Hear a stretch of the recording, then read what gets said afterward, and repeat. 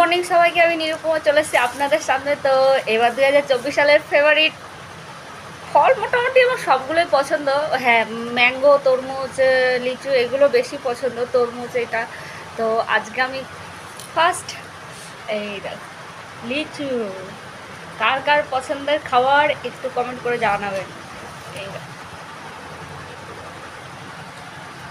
আর অসাধারণ খেতে, প্রচুর মিষ্টি প্রচুর মিষ্টি। এটা হচ্ছে সকালবেলা, এখন বাজে হচ্ছে 9:30।